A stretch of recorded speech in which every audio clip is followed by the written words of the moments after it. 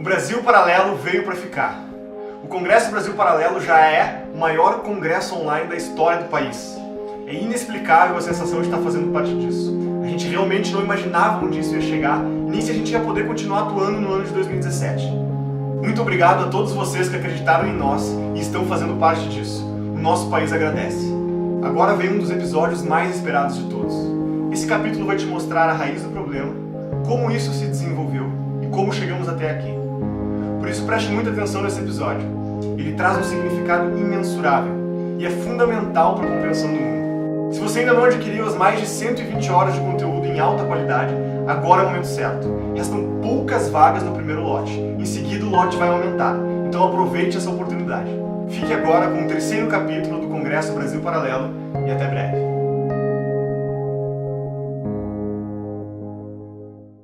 Fernando Henrique Cardoso.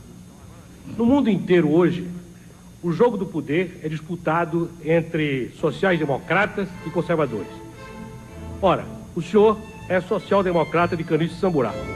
E seus adversários elegeram como seu calcanhar de Aquiles, para atacá-lo, sua aliança eleitoral com os conservadores do PFL e do PTB. Qual é, finalmente, de uma vez por todas, a sua resposta? É verdade. Eu sou social-democrata. Pertenço a um partido social-democrata. E eu também sou. Nada disso funcionou. O que deu errado? Eu considero que tudo deu certo. Veja você. O importante de opção é o que a gente temperatura é interessante. Como a atenção todos têm orientam o que a gente. E em política a gente não deve contar quem é contra, quem é a favor. Ele deve ficar... And meanwhile we're going to keep implementing the law.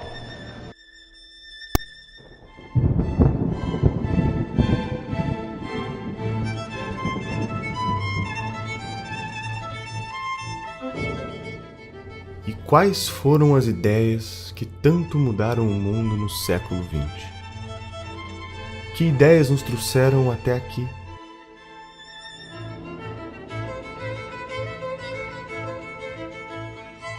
No século XVI, Newton, Copérnico e Galileu mudaram o rumo da humanidade. O homem descobre que a Terra não é o centro do universo. E uma vez que a Terra perde o protagonismo perante os astros, a humanidade se pergunta: em que o homem se difere dos demais animais da natureza? Neste cenário, o filósofo alemão Immanuel Kant quer descobrir o pensamento humano da mesma forma que a ciência tem descoberto o mundo nos últimos séculos.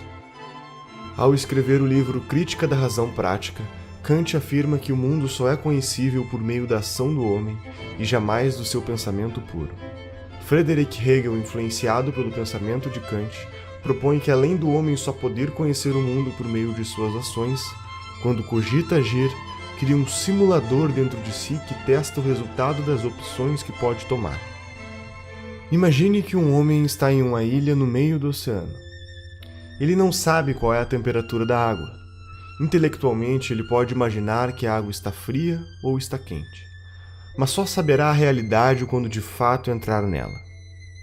Neste conflito mental de diferentes ideias sobre qual é a temperatura da água, o homem tira conclusões dos riscos e benefícios de entrar ou não no oceano, chegando a uma conclusão que lhe parece a ação ideal. Todo este pensamento dá a base para a teoria chamada dialética histórica, onde o ser humano cria uma tese e em seguida uma antítese, e como consequência deste conflito entre as duas, conclui uma síntese. Segundo Hegel, a história se moveria com esta linearidade da dialética histórica. Hegel teve um aluno chamado Ludwig Feuerbach, defensor da ideia de que neste processo de dialética histórica, o homem criou Deus, como uma forma de se autoconhecer. Aqui, terminamos de completar toda a base que será utilizada para que um alemão chamado Karl Marx desenvolva o pensamento que mudará o mundo para sempre.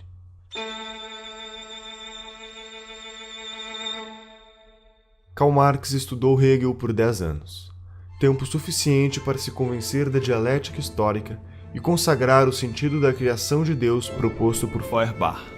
Marx afirma que a dialética proposta por Hegel, que de fato moveria o mundo, é a luta de classes.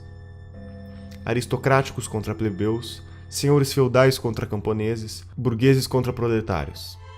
Portanto, O próximo estágio seria a revolução do proletariado, como síntese da desalienação das massas. O trabalho de Karl Marx alcançou os ouvidos de um senhor chamado Moses Hess, que o apresentou para Friedrich Engels para que juntos publicassem um manifesto comunista, alertando os proletários de que eles deveriam se rebelar e protagonizar uma revolução que iria destruir o que Marx tinha dado o nome de capitalismo, com o objetivo de chegar na utopia do ápice da humanidade. Marx e Engels fundaram diversos movimentos comunistas nacionais e internacionais, que serviam para cooptar operários, formar sindicatos e organizar greves por meio da propagação da consciência revolucionária.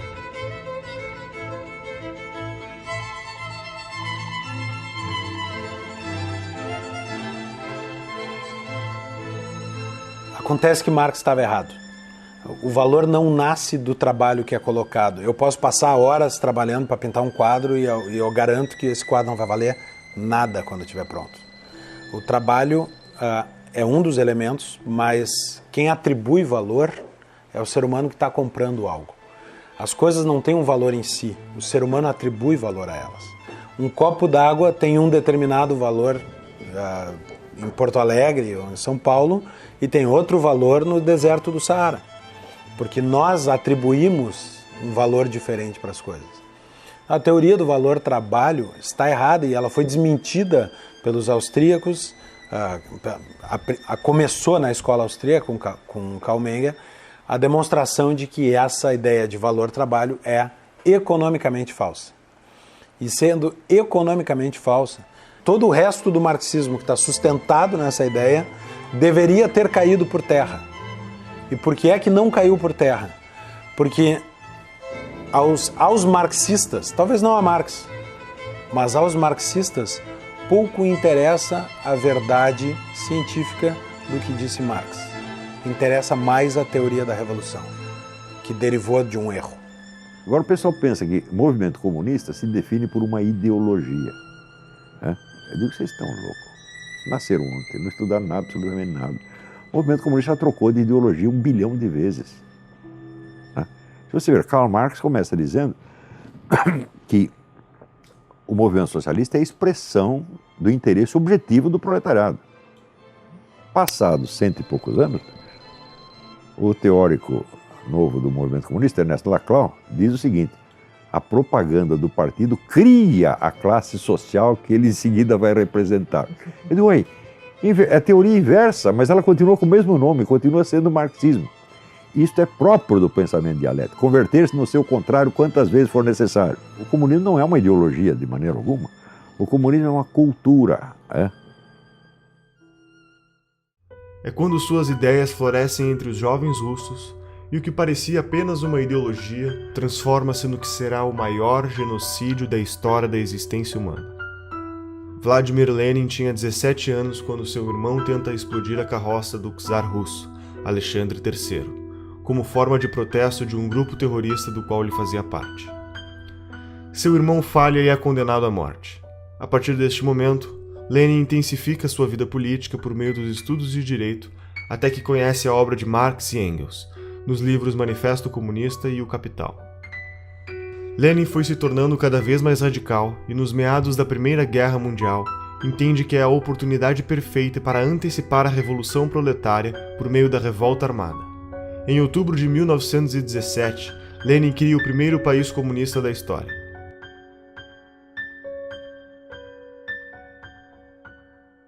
Cinco anos depois, Lenin morre, e aquele que era para ser seu sucessor natural, Leon Trotsky, por defender que o comunismo deveria ser aplicado no mundo inteiro, sofre um golpe de Joseph Stalin, o homem que via ganhando poder dentro do partido, com a ideia de focar seus esforços na Rússia.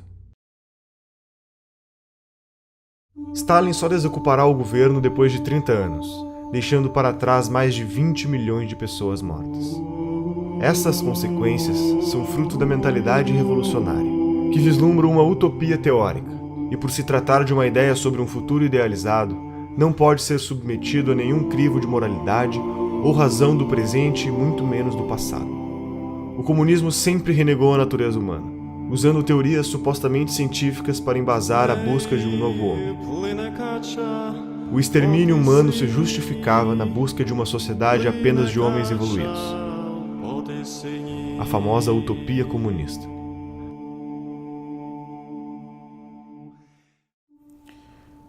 O nível de psicopatia de Stalin pode ser medido pelo que ele fez com a Ucrânia, né? Entre 32 e 33, o país que fazia parte, então, né, da União Soviética foi cercado. A produção de soja, a produção agrícola do país foi exportada e ele simplesmente matou de fome 6 milhões de ucranianos, num episódio conhecido na história como Holodomor, né, que foi negado por muito tempo, mas hoje é uma verdade inquestionável. Né? Imagine o grau de psicopatia para você matar 1/3 de um país de fome, né, só para manter o controle sobre esse país. Alguns marxistas, à parte da União Soviética, observaram os acontecimentos e acusaram Stalin de não estar realizando a ditadura do proletariado que fora prometida, mas apenas uma ditadura do Estado cruel e sanguinária. Em nenhum lugar do mundo aconteceu a revolta do proletariado. A revolta do proletariado é uma fantasia. A União Soviética não tinha proletariado quando se deu a Revolução de 17. A Revolução de 17 aconteceu por uma elite intelectualizada que era tudo menos classe trabalhadora. As informações que chegavam era de que, eles abriram mão da liberdade, mas eles têm acesso a tudo. E quando a União Soviética caiu de podre, não teve uma invasão, não teve tsunami, não teve terremoto, porque o socialismo, ele captura as consciências, e aquelas que ele não consegue capturar, ele esmaga, ele mata. E a grande massa, né, não tinha acesso a nada. O cara levava 10 anos juntando dinheiro. Se daqui a pouco um vizinho delatasse que você, porventura, estaria conspirando contra o regime, o sujeito sumia da noite para o dia e as crianças eram levadas para um orfanato. Ele é, na verdade, um sistema opressor. O socialismo, o comunismo é um sistema arcaico, violento, assassino, né? E que, sobretudo, impede as pessoas de exercerem um direito fundamental, que é a liberdade, né? Os dois direitos principais do indivíduo, do ser humano, é a vida e a liberdade. O socialismo, o comunismo, suprime isso. Obviamente que a visão stalinista já tinha dado frutos. Nós tínhamos na China já a mesma forma de governo através da ação do Mao Tse-tung, que talvez matou mais pessoas do que o próprio Stalin, né? Dependendo aí da fonte histórica, a gente fala de 40 a 80 milhões de mortos só na China. Ou seja, o vírus stalinista já tinha se disseminado. As subdivisões do pensamento comunista começam a ganhar força. O grande erro de todos os sovietólogos americanos durante 60 anos foi acreditar que o movimento comunista era um braço da União Soviética, quando não é. A União Soviética é um órgão dentro do movimento comunista internacional. E a dissolução da União Soviética automaticamente cria, vamos dizer, uma decomposição que é absorvida pelo corpo do movimento comunista. Revigora o movimento comunista, né? É como você amputar um órgão doente e você fortalece o resto do corpo, né? O movimento comunista nunca dependeu da União Soviética. Ele se alimentou dela enquanto pode. Basicamente, a coisa é essa. A União Soviética foi um órgão do movimento comunista e não o movimento comunista. Por que os caras estudavam assim? É muito simples. Quem estudava isso? Os sovietólogos eram funcionários do governo americano. Eles não eram funcionários de um partido, né? De um movimento internacional, como os comunistas. Então, eles olhavam tudo do ponto de vista do conflito entre estados. Não é isso? Então, tem o Morgenthau, na época, a teoria do Morgenthau é a seguinte: os agentes fundamentais da política internacional são estados. Não são. O movimento comunista é muito maior do que um estado. Enquanto na União Soviética, a Revolução Russa seguia o radicalismo da revolta armada bolchevique, outras correntes foram ganhando força ao reforçar que o comunismo poderia ser implementado gradativamente, por meios menos radicais. foi o caso da Sociedade Fabiana, fundada por Hilbert Bland e George Bernard Shaw. Caracterizado pelo pragmatismo, eles acreditavam em um processo progressivo, que chamasse menos a atenção frente aos seus inimigos políticos, atuando por meio de medidas socialistas disfarçadas. O socialismo fabiano percebe imenso valor em realizar reformas sindicais que teriam o objetivo de acostumar os cidadãos a ver o Estado como a ferramenta para curar todos os seus problemas. A igualdade idealizada se daria pelo governo, defendendo a saúde pública, o ensino gratuito e os princípios da justiça social, medidas que seriam pagas pela taxação progressiva do Estado sobre a sociedade. O crescimento gradual do Estado era inevitável e acabaria centralizando todas as decisões. Enquanto isso, na Alemanha, Karl Kautsky e Eduard Bernstein criam o Partido Socialista Alemão, entendendo que a social-democracia era o melhor meio para o comunismo. A social-democracia aponta a ação política como sendo mais eficiente do que a ação econômica, propondo assim a sobrevivência de um capitalismo debilitado. Como consequência, o Estado seria o agente da suposta transformação e libertação dos trabalhadores submissos a proprietários dos meios de produção, adicionando outras causas ao conceito de liberdade estabelecido na época: a liberdade de não ser discriminado e de não ser vítima de desigualdade econômica ou sociocultural. Enquanto isso, na Itália, um menino que vinha de família pobre e teve sua visão de mundo moldada por suas dificuldades financeiras, tornou-se jornalista e publicou suas teorias políticas em jornais de esquerda, tornando-se um dos líderes do Partido Comunista Italiano. Seu nome era Antonio Gramsci, e com 31 anos de idade, acaba sendo preso e condenado a 20 anos de prisão pela política italiana do regime Mussolini. Na cadeia escreve os 32 cadernos do cárcere, e estas reflexões iriam ecoar no mundo ao descrever como o Estado usa as instituições culturais para conservar o poder. Dentre as várias formas de processo transformador da sociedade em socialismo, a teoria do Gramsci é talvez a que melhor se aplica ao que tem acontecido no mundo e no Brasil. Porque o socialismo, o comunismo, o marxismo perdeu em tudo. Ele só não perdeu na cultura, né? Na cultura, ele é hegemonicamente vitorioso. E o Antônio Gramsci ensinava o seguinte: nós temos que tomar o poder mediante infiltração, ocupação de espaço, revolução cultural. Então, infiltrando aqui, infiltrando ali, ocupando espaço, eles ocuparam o Estado inteiro e eles viraram o estamento burocrático. Porque ele criou metodologias para que o socialismo, o comunismo predomine culturalmente na sociedade e não por meio das armas, da força. E há décadas tem grupos que tentam fazer isso no Brasil, implantar isso no Brasil. Aproveitando que nós historicamente temos uma cultura relativista, isso no Brasil é uma coisa histórica, nós não temos instituições fortes, né, saudáveis. Então, quer dizer, o caldo de cultura, quer dizer, é o caldo, né, perfeito para o surgimento de ideologias totalitárias. E elas vêm vindo. E elas chegaram lá, essa ideologia totalitária chegou no Brasil.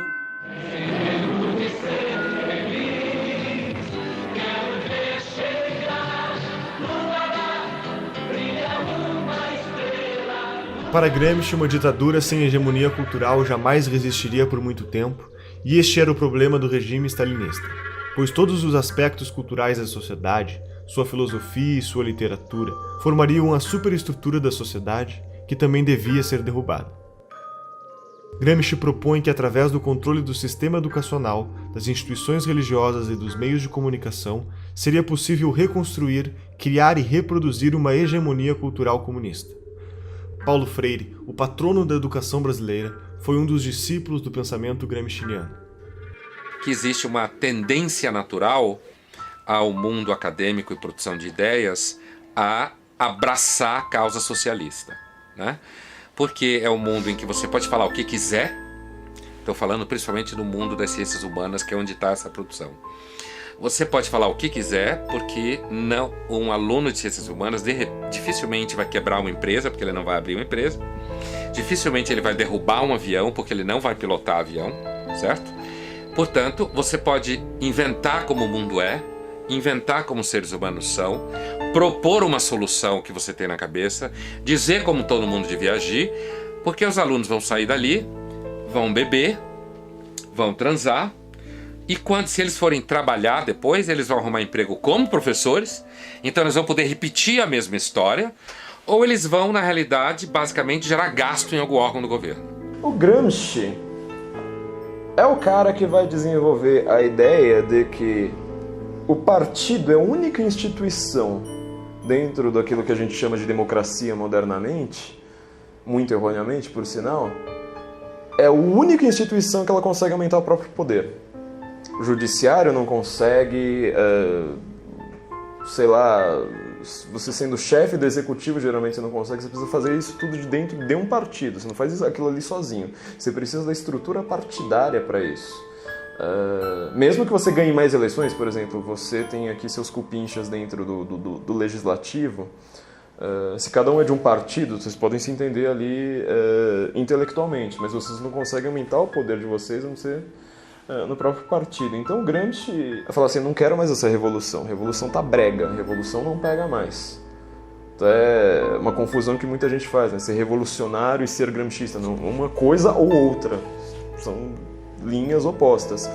O Gramsci vai lá e fala assim, olha, não tem mais revolução, isso aí não pega mais, vamos criar a revolução de dentro de um partido. Então você vai transformando tudo, Igreja Católica, mídia, sei lá mais o que, em órgãos do partido. Para isso funcionar, a primeira coisa que precisa ficar clara, isso é uma coisa que também confunde todo mundo, é que essas pessoas não têm que ser necessariamente filiadas a um partido.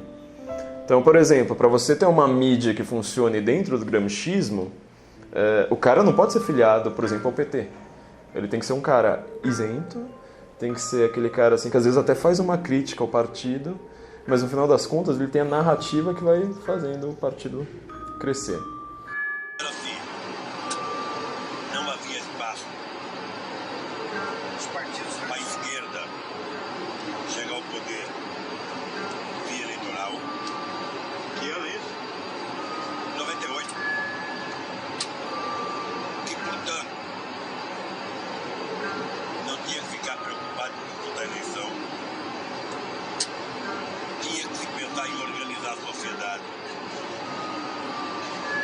Dali 20 ou 30 anos, a gente iria ter 30% da sociedade já socialista, e aí sim a gente poderia disputar o poder e ganhar. Mas eu não vou viver mais 30 anos. Porque eu quero chegar ao poder logo. Mas por que eu cheguei onde cheguei? Porque eu tenho por detrás de mim um movimento. Eu tenho por detrás de mim uma grande parte dos estudantes do PT, a CUT, a base da Igreja Católica. O único país do mundo em que Gramsci ele foi funcional foi o Brasil. O objetivo de Gramsci era transformar o partido condutor dessa revolução silenciosa, vamos colocar assim, como um imperativo categórico da sociedade.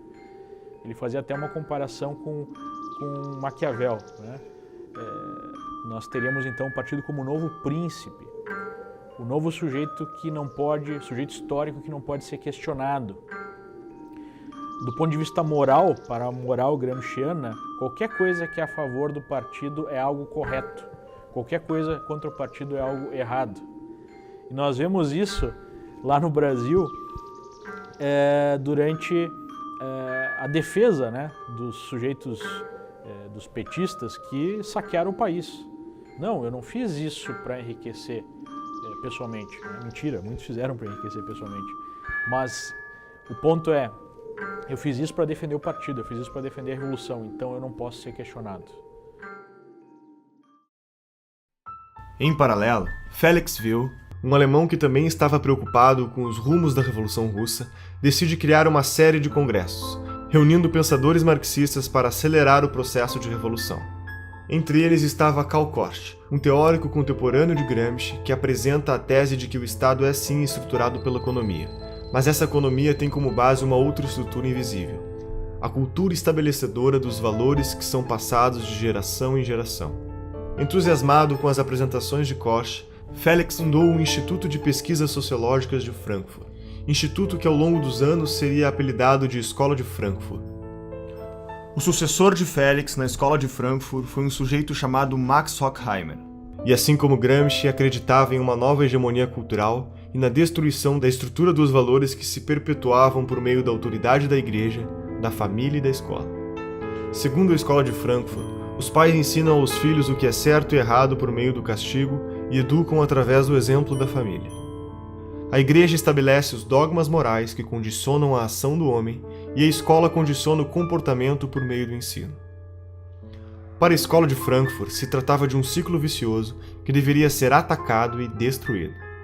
Uma vez que as instituições entrassem em crise, o Estado cada vez mais assumiria as responsabilidades do ensino dos valores para as novas gerações, tendo a oportunidade de estabelecer a hegemonia cultural comunista. Dando continuidade ao movimento, Horkheimer, Theodor Adorno e Jürgen Habermas, junto com outros pensadores, vão fundar a teoria crítica. A teoria crítica busca a síntese entre o pensamento de Marx e das ideias de Freud, o fundador da psicanálise. A ideia na prática era simples.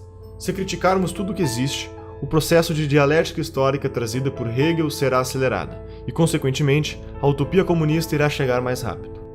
Passa a ser prática comum das instituições de produção teórica adotar a crítica sobre todos os aspectos da sociedade até a sua exaustão, para então derrubá-los. A escola de Frankfurt cunhou o termo indústria cultural.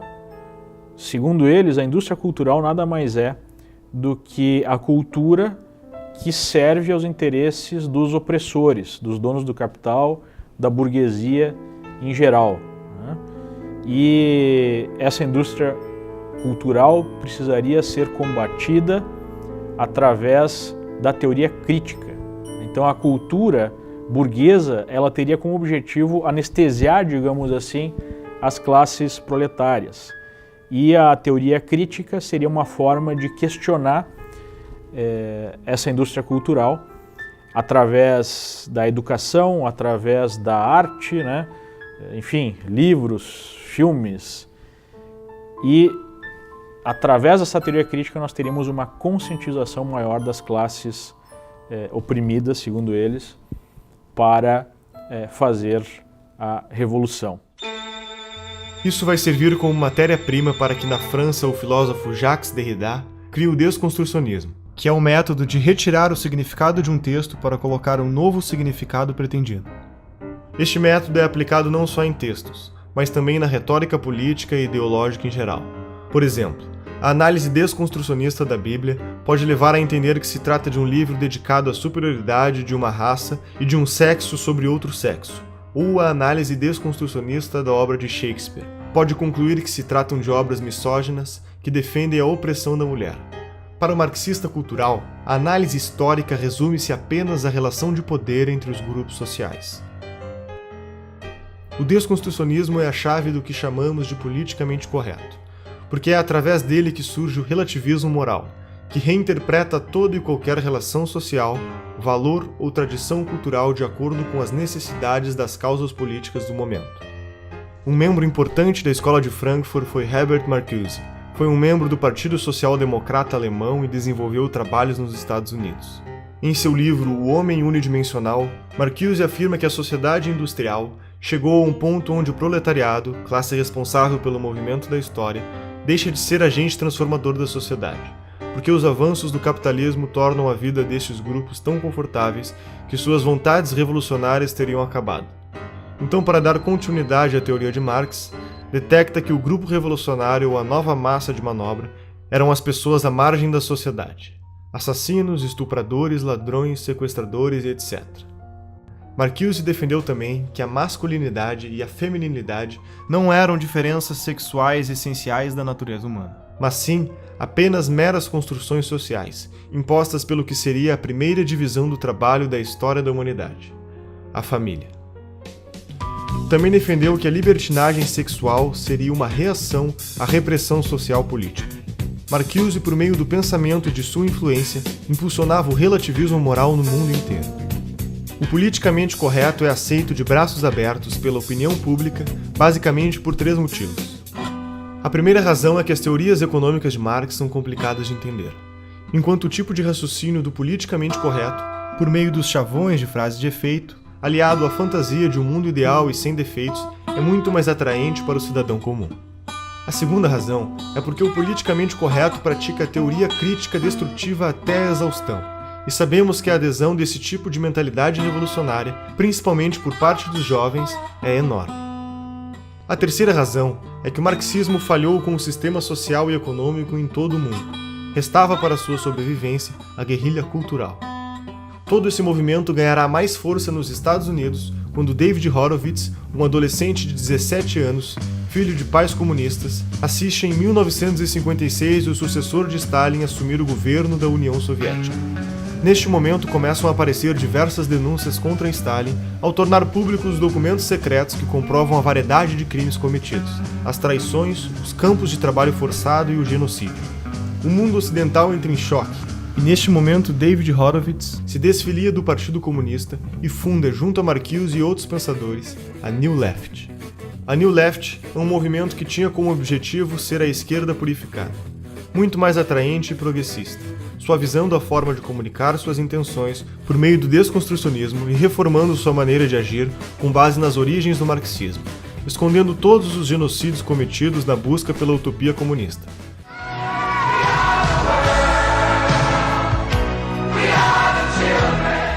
Começava um novo processo de reciclagem da comunicação comunista.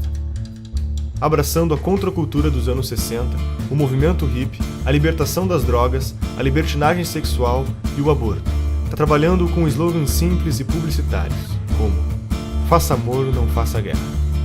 Em 1970, Horowitz é apresentado para o líder do movimento Panteras Negras, Huey Newton, quando começa a arrecadar recursos financeiros para este movimento.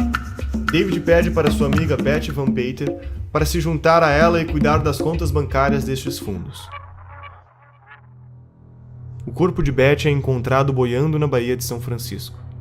David investiga a morte de Betty e a polícia informalmente aponta o assassino como um dos Panteras Negras.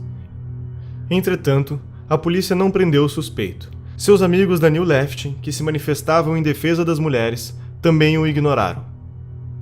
Desconcertado, Horowitz escreve um artigo para o jornal New York Times sobre o caso, e no dia da publicação recebe a notícia de que havia acontecido uma falha e seu artigo não foi impresso. Incapaz de explicar a morte de sua amiga, David entra em uma crise existencial perante a sua ideologia marxista. Horowitz foi afastado da New Left por seus companheiros, que consideraram traição o fato do mesmo sugerir que o assassinato havia sido realizado por um membro dos Panteras Negras. Uma década depois, após este fato, David volta a escrever e denuncia como funciona o sistema de guerra política em que participou e ajudou a criar, tornando-se um defensor declarado do conservadorismo. Ever since I came into the right and observed the political scene from a different vantage, it's always impressed me that whenever I see or usually see a conservative and a leftist or a progressive or a Democrat and a Republican squaring off, it's something like Godzilla versus Bambi. They call us racists, sexists, homophobes, imperialists, and we call them liberals. What are these people liberal about except hard drugs and sex and spending other people's money?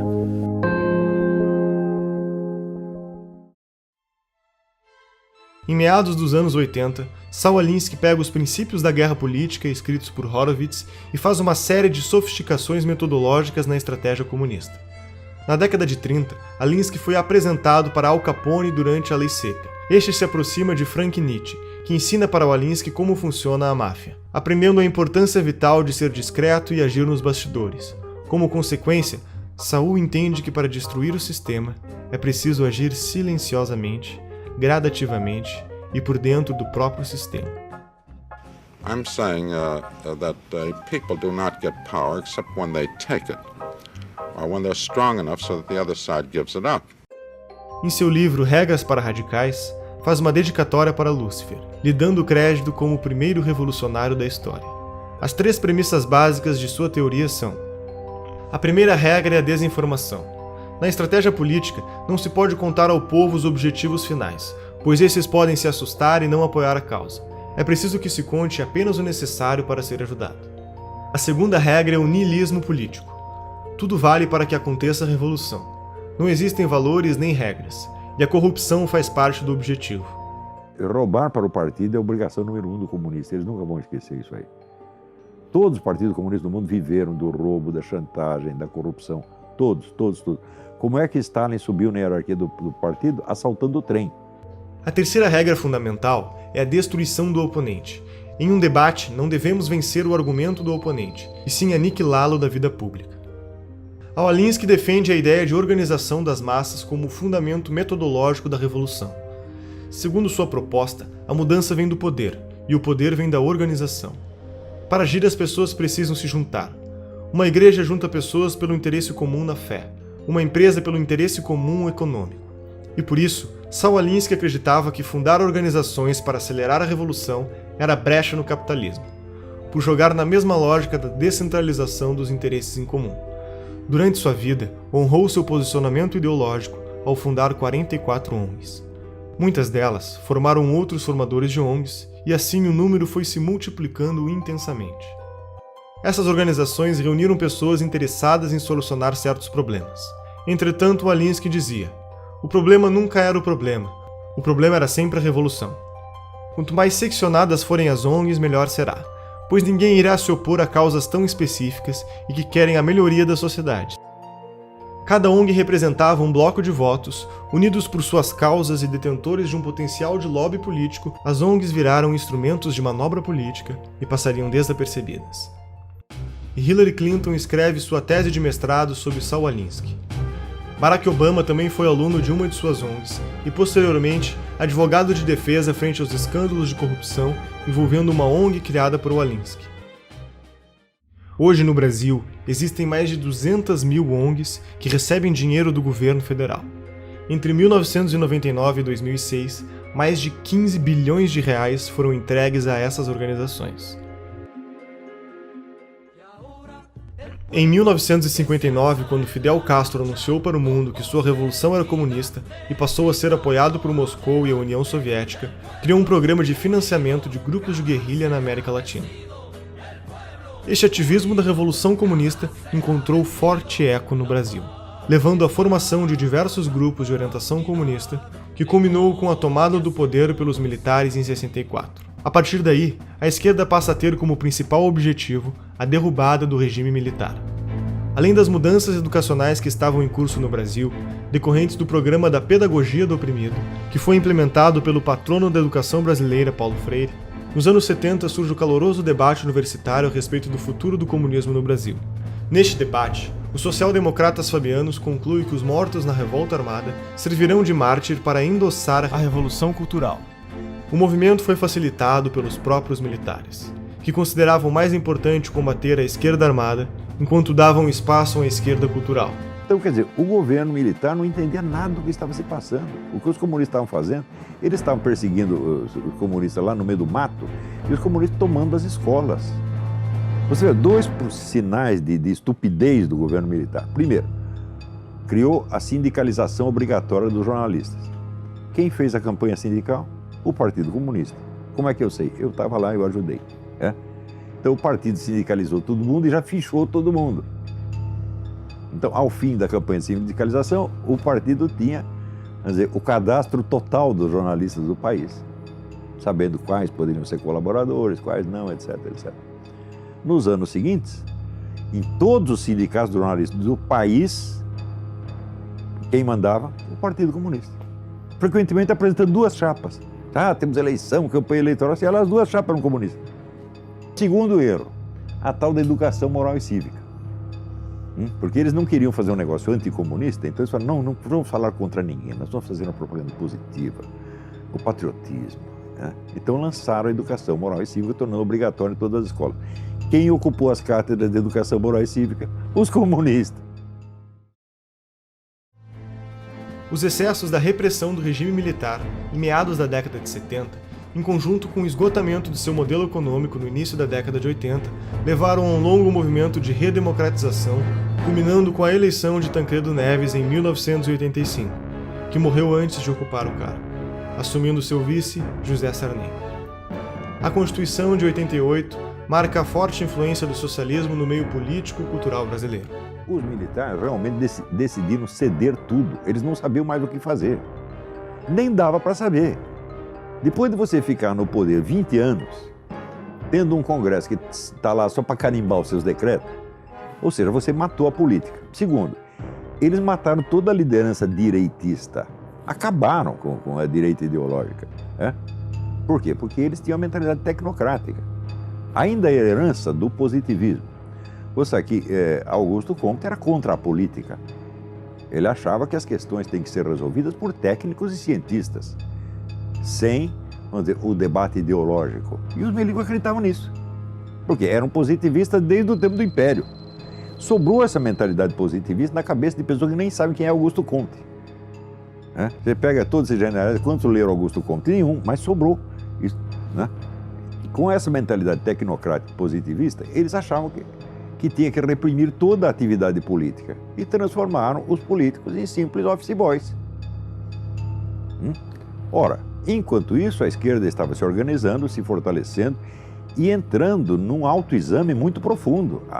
Os debates que eles tiveram em 64, 65, a respeito dos seus próprios erros históricos, etc., foi uma coisa muito séria. Então, a esquerda estava se organizando e se fortalecendo ideologicamente, culturalmente, estrategicamente, enquanto o governo, os gênios, os golberis, desmantelavam ideologicamente a direita. Então, quando os milicos largaram a rapadura, quem pegou a rapadura? A única força política que existia, que era a esquerda. E veio já com duas caras, como é próprio. Por que você acha que marxista, comunista, estuda dialética? Dialética é a arte de você pensar duas coisas ao mesmo tempo, nunca uma só. Então, quando se cria, por exemplo, o PT e PSDB, já foi com essa ideia. O Lula sintetizou isto há muitos anos atrás, quando ele disse: eu e o José Serra inauguramos uma nova modalidade de política. Qual é a nova modalidade de política? Nós dividimos o território. Você governa um pouco, eu governo um pouco, mas é sempre nós. E isso está em vigor até hoje. Quem foi o grande vencedor das últimas eleições? O PT caiu, quem subiu? PSDB. Ou seja, ainda continuamos, a velha divisão do território continua em vigor. Em 1990, na América Latina, o petista e líder sindical Luiz Inácio Lula da Silva e o ditador Fidel Castro fundam o Foro de São Paulo, uma organização que reúne todos os governantes comunistas do continente da América Latina. Com mais de uma centena de partidos e várias organizações criminosas ligadas ao narcotráfico, como as Farc e o MIR chileno, no decorrer de suas reuniões feitas ao longo de 26 anos de existência, estratégias e planos de ação para expandir a revolução. O Foro de São Paulo é a organização que articula a estratégia internacional socialista. Em 1994, o Partido Social Democrata Brasileiro elege Fernando Henrique Cardoso como presidente, que começará um amplo programa de incentivo às políticas estatais. O processo fabiano se deu com sucesso ao longo dos 8 anos do governo FHC que precederam a era lulopetista e o governo Dilma. O Brasil estava a caminho da utopia. Estaríamos rumo a uma revolução que nos foi contada aos poucos? Seriam todos os partidos brasileiros ideologicamente idênticos e metodologicamente diferentes? Você reconhece este Brasil?